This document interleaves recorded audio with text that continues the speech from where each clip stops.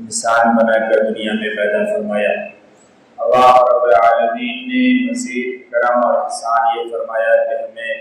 ایمان والے کے گھر میں پیدا فرمایا اور ایمان کی بیش بہا دنیا کی سب سے قیمتی دولت سے ہم تمام کو سرفراز فرمایا۔ اللہ رب العالمین کا مزید کرم یہ ہوا کہ ایمان والوں میں سے بھی اللہ نے ہمیں یہ توفیق عطا فرمائی کہ ہم آج کے دن اللہ رب العالمین کے بارگاہ میں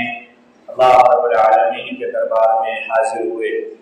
اللہ رب العالمین کے دربار میں حاضری کی توفیق مل جانا یہ سعادت کی بات ہے۔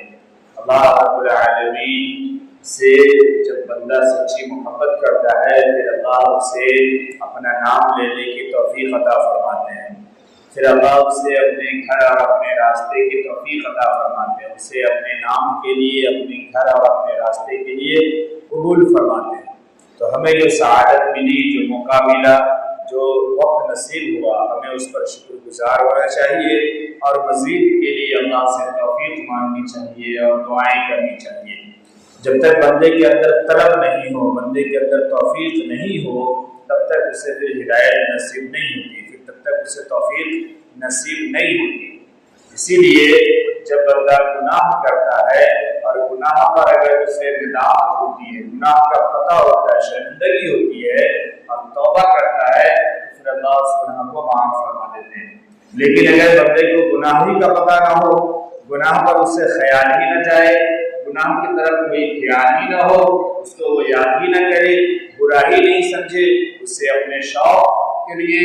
اور اپنی خواہش کے لیے اپنے صرف زندگی کے ارمان سمجھ کر کے اگر اس کو کرتا رہے، پھر اسے توبہ کی توفیق بھی نصیب نہیں ہوتی اور پھر وہ گناہوں کے دلدل میں پھنستا جاتا ہے۔ پھر ایک وقت آتا ہے کہ ہدایت کی کوئی بات اسے سمجھ میں نہیں آتی۔ جناب محمد رسول اللہ صلی اللہ علیہ وسلم نے ارشاد فرمایا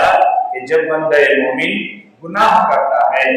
تو گناہ کرنے کی وجہ سے اس کے دل پر کالا دھبا لگ جاتا ہے، ایک سیاہ دھبا لگ جاتا ہے، اور جب بندہ اللہ کے سامنے رو لیتا ہے،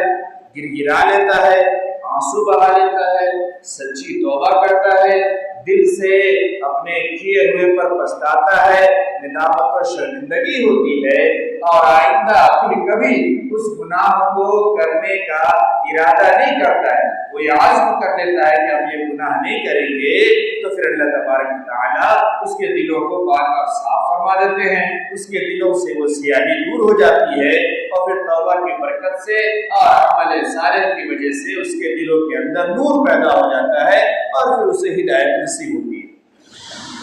لیکن اگر گناہ کیا، توبہ نہیں کیا، پھر گناہ کیا، پھر گناہ کیا، پھر گناہ کیا، تو دھیرے دھیرے وہ دھبا بڑھتا جاتا ہے اور پھر ایک وقت آتا ہے کہ اسے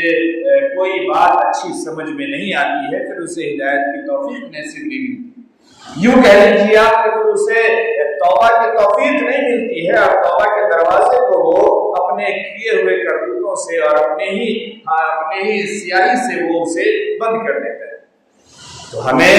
اپنے صبح و شام پہ جناب محمد رسول اللہ صلی اللہ علیہ وسلم کی عظیم ذات جس کے بارے میں کون نہیں جانتا، آپ کی وجہ سے دنیا بنائی گئی، آپ امام الانبیاء ہیں، آپ اشرف الانبیاء ہیں، آپ حبیب خدا ہیں، آپ محبوب کبریا ہیں، آپ کے 99 نام ہیں، آپ اللہ کے سب سے قریب ہیں، تجلی آپ کی حضرت آدم علیہ السلام سے پہلے بھی ظہور میں آ چکی تھی، آدم علیہ السلام کی توبہ آپ کے نام سے قبول ہو رہی ہے، کیا مقام ہے، کیا مرتبہ ہے۔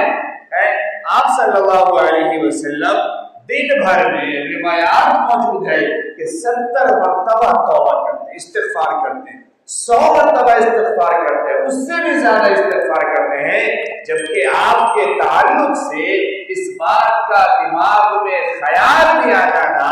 کہ آپ نے گناہ کیا یا آپ سے کوئی گناہ ہوا ہوگا، یہ بھی ہمارے اور آپ کے ایمان کے خطرے کی علامت ہے اور ایمان کے سلب ہو جانے کا ذریعہ ہے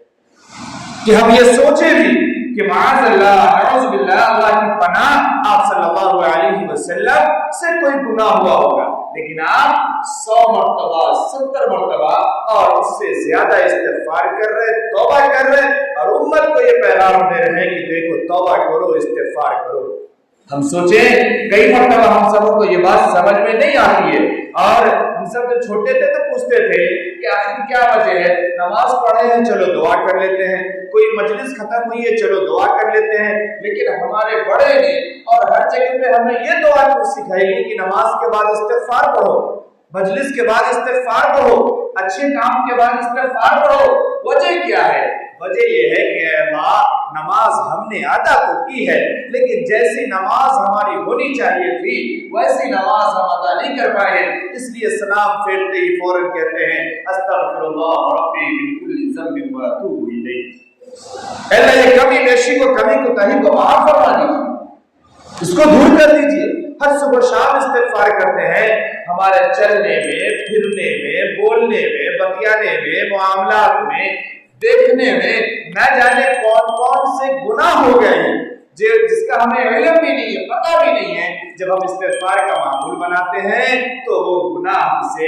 دور ہو جاتا ہے، ختم ہو جاتا ہے، اللہ اسے معاف فرما دیتا ہے۔ اس کے علاوہ اللہ نے سر سے پاؤں تک کا جو ہمیں جسم عطا کیا،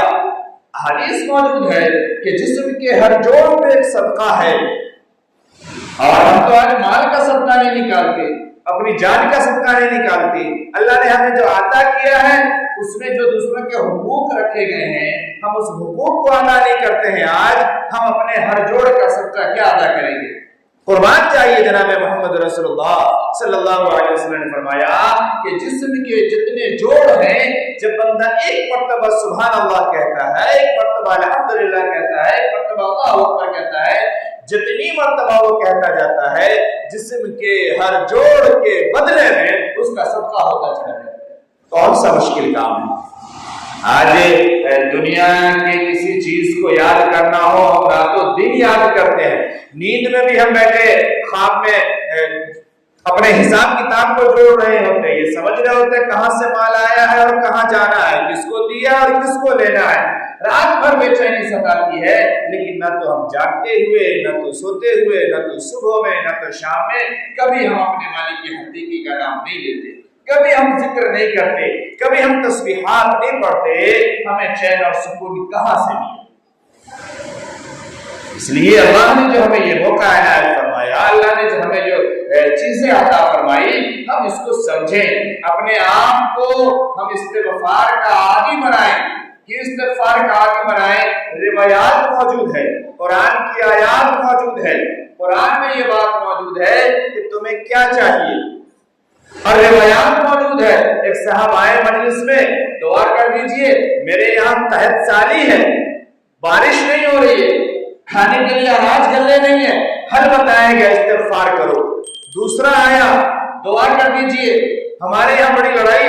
بڑا جھگڑا ہے، آپس کے معاملات ٹھیک نہیں ہے، کہا استغفار کرو۔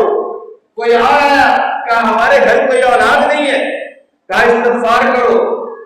بعد میں سب واپس آیا، سب نے کہا کہ ہمارے تمام معاملات اچھے ہو گئے ہیں۔ سوال کیا کسی نے کہ 3 آدمی آئے اور تینوں نے الگ الگ پریشانی بتائی، اور جو آ رہا ہے آپ ایک ہی حل بتا رہے ہیں، کیا حل میں تھوڑی بتا رہا ہوں، حل تو قرآن میں موجود ہے۔ قرآن کہہ رہا ہے، سورہ نوح کو اٹھائیے، 29واں پارہ کو پڑھیے، قرآن میں اللہ فرما رہا ہے فَقُلْتُ اسْتَغْفِرُوا رَبَّكُمْ إِنَّهُ كَانَ غَفَّارًا يُرْسِلِ السَّمَاءَ عَلَيْكُمْ مِدْرَارًا وَيُمْدِدْكُمْ بِأَمْوَالٍ وَبَنِينَ وَجَنَّاتٍ وَأَنْهَارٍ۔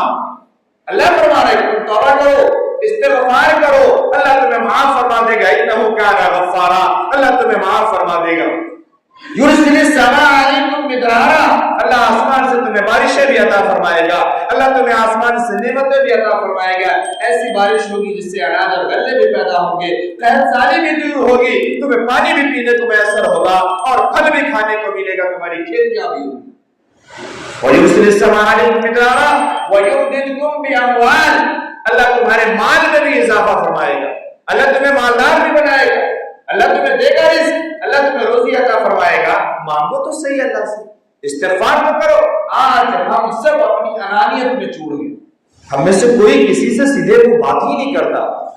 ایک ہی جواب ہے ہم اس سے کم ہے گا۔ اور یہ کہہ کر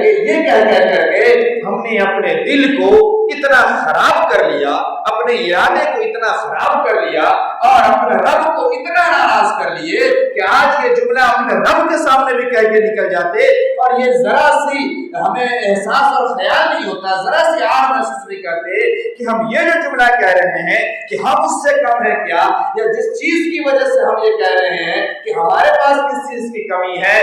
وہ رب جو دینے پر قادر ہے وہ آج کا آج چھننے پر بھی قادر ہے۔